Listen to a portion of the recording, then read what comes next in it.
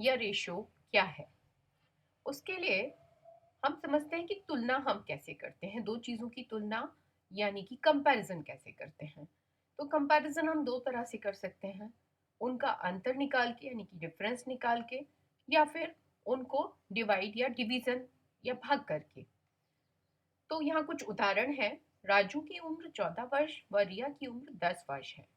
तो यदि हम दोनों की उम्र का अंतर निकालें तो कितना है? 4 वर्ष। तो हम कहेंगे कि राजू रिया से 4 वर्ष बड़ा है या रिया राजू से 4 वर्ष छोटी है। तुलना हम यदि यहाँ भाग द्वारा करें यानी कि राजू की उम्र और रिया की उम्र को भाग से देखें तो यहाँ तुलना करना थोड़ा उपयुक्त नहीं है। एक दूसरे उदाहरण में मोना की उम्र 10 वर्ष और उसके पिता की उम्र 40 वर्ष है। अब यदि यहाँ तुलना अंतर द्वारा करते हैं तो दोनों की उम्र में काफी अंतर है यानी कि 30 वर्ष का अंतर है। तो यहाँ यदि ये तुलना हम भाग द्वारा करें यानी कि पिता की उम्र और रिया की उम्र, मोना की उम्र, हम क्या देख पा रहे हैं कि पिता की उम्र मोना की उम्र से 4 गुना अधिक है। यानी कि पिता आयु में मोना से 4 गुना अधिक बड़े हैं। तो यहाँ तुलना ये भाग द्वारा हम ज्यादा उपयुक्त देख पा रहे हैं। एक और उदाहरण से देखते हैं कि सीमा के पास तो 15 टॉफी हैं और गोपी के पास 12 टॉफी हैं। तो यहाँ अगर हम दोनों की टॉफियों की तुलना करेंगे तो हमारे लिए क्या आसान है? दोनों की टॉफियों का अंतर कितना है? 3 टॉफी का अंतर। तो हम यहाँ ये कहना हमारे लिए ज्यादा उपयुक्त है कि सीमा के पास गोपी से 3 टॉफी अधिक है। यहाँ यदि हम भाग द्वारा तुलना करते हैं तो वो तुलना थोड़ी उपयुक्त नहीं होगी। इसी तरह ट्रैक्टर का मूल्य 4 लाख है और साइकिल का मूल्य 40,000 है। अब यदि इन दोनों के मूल्यों की तुलना यहाँ हम अंतर द्वारा करते हैं तो थोड़ा उपयुक्त नहीं होगा। लेकिन यदि यही तुलना हम भाग द्वारा करें यानी कि ट्रैक्टर का मूल्य जो कितना है? 4 लाख है और साइकिल का मूल्य जो कितना? 40,000 है। हमने दोनों को भाग कर दिया।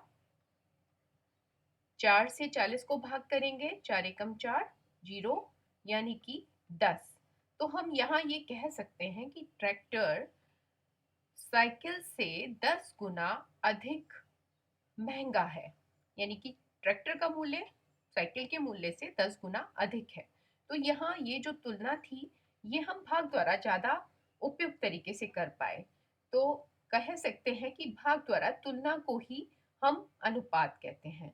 लेकिन दो राशियों की तुलना हम तभी करेंगे जब वो दोनों राशि एक ही इकाई में है। जैसे यहाँ टॉफी है, यहाँ पर उम्र है जो वर्ष में है, और यहाँ पर दो चीजों का मूल्य है। तो दो चीजों की तुलना यदि हम भाग से करते हैं तो हम उसको अनुपात कहते हैं। तो अनुपात और भिन्न में क्या फर्क है? हम भिन्न को भी तो इसी तरह लिखते हैं। इसको समझने के लिए एक पिज्जा का उदाहरण लेते हैं। मोना को एक पिज्जा के 5 हिस्सों में से एक हिस्सा मिला, यानी कि मोना को 1/5 पिज्जा मिला। ये क्या है? ये एक भिन्न है। और रिया को एक पिज्जा के 5 हिस्सों में से 3 हिस्से मिले। तो ये भी क्या है? एक भिन्न है, क्योंकि एक पिज्जा का हिस्सा है। मोना को 1/5 हिस्सा मिल रहा है और रिया को 3/5 हिस्से मिल रहे हैं। अब लेकिन यदि हमें दोनों की तुलना करनी है, मोना और रिया के पिज्जों को हमें ये देखना है कि मोना और रिया में से किसको ज्यादा मिला, या दोनों के पिज्जों की तुलना करनी है। तो हम किस तरह से तुलना करेंगे? मोना को 1/5 मिला है और रिया को 3/5 मिला है। तो यदि देखें तो दोनों की तुलना किस तरह हो पा रही है? दोनों को इस तरह पिज्जा मिला है 1:3 में। यानी कि रिया को तिगुना पिज्जा मिला है किससे? मोना से। तो इसको हम अनुपात कहेंगे, जबकि यहाँ जो हमने पिज्जा के हिस्से लिखे हैं ये एक भिन्न है। भिन्न और अनुपात दोनों को हम बटे की फॉर्म में ही लिखते हैं। यहाँ इस अनुपात को भी हम 1/3 करके लिख सकते हैं। यदि अनुपात की बात करेंगे तो वो 1/3 है, यानी कि मोना को एक हिस्सा मिला है और रिया को 3 हिस्से मिले हैं। तो इस तरीके से मोना और रिया को मिले पिज्जा का जो अनुपात है वो 1:3 है। तो अनुपात को हमेशा इस कॉलन के चिन्ह से प्रदर्शित करते हैं। और अनुपात एक तरीके से क्या है, दो चीजों की तुलना है। जबकि भिन्न क्या है, भिन्न किसी भी एक चीज का कुछ हिस्सा है। एक और उदाहरण देख सकते हैं, इस पिज्जा के दो हिस्से किए। यदि यहाँ इसको देखें तो ये 1/2 है, यानी कि दो हिस्सों में से एक हिस्सा। ये हर है और ये अंश है। हर क्या बताता है कि हमने उस चीज के कितने टुकड़े किए हैं, और अंश क्या बताता है, हमने उस चीज के कितने टुकड़े किए। तो इसको हम क्या कहेंगे, भिन्न कहेंगे।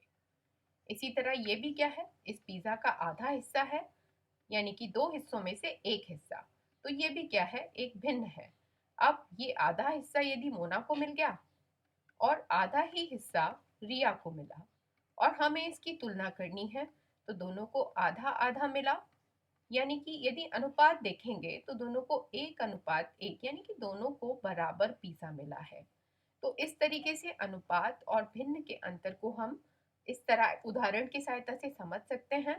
यानी कि अगर हम इसको परिभाषित करें, तो भिन्न तो किसी एक वस्तु या उस वस्तु के टुकड़ों को कहते हैं, one quantity and parts of that quantity. जैसे कि यहाँ एक पिज्जा के यदि हम कितने हिस्से कर दें, 8 हिस्से कर दें, तो ये 1/8 हिस्सा है, ये 2/8 हिस्सा है। तो ये तो भिन्न है। लेकिन अब यदि हमें क्या करना है, तुलना दिखानी है। तुलना हमें क्या करना है कि इस पिज्जा को बांटना है, किस में, मोना में और रिया में।